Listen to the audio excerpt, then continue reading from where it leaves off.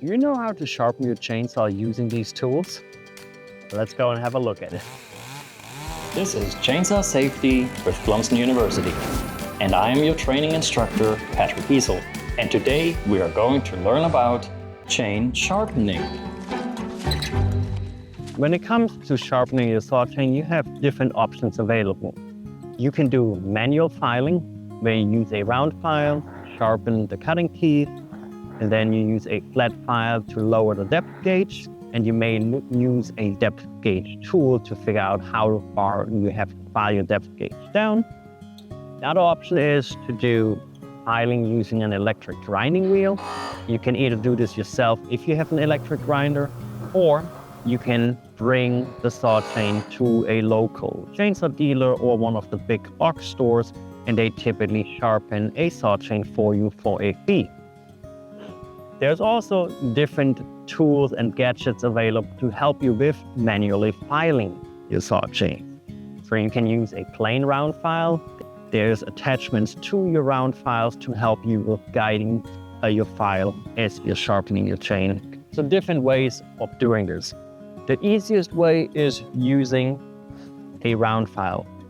If you do manual sharpening yourself and you use a round file, you have to be aware that for every size foot that you have for your saw chain, you have a different size round file that goes with that to give you the accurate angles that you need to get a sharp cutting point. Which now brings us to the components of our Sawtooth. You have a top plate that has an angle, you have a side plate that has a slight angle, and you have a cutting point. That's where the side plate and the top plate meet.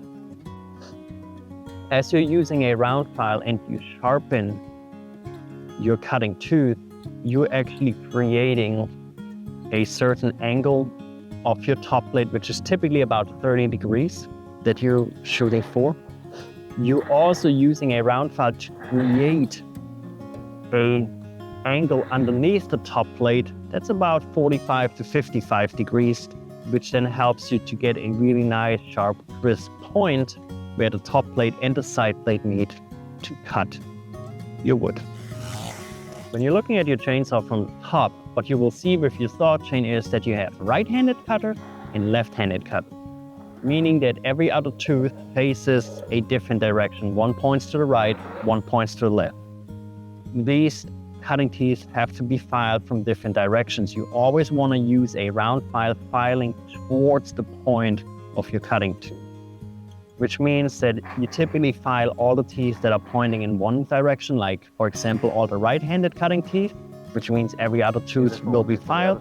Then you turn the chainsaw around and then you start filing all the left-handed cutting teeth. Once again, you only file every other cutting tooth. Once you're done with filing the cutting tooth, the last thing you have to do is take a flat file and lower your depth gauge to the appropriate amount. What really helps with that is to use a depth gauge tool to determine whether or not you have to take any material off the depth gauge.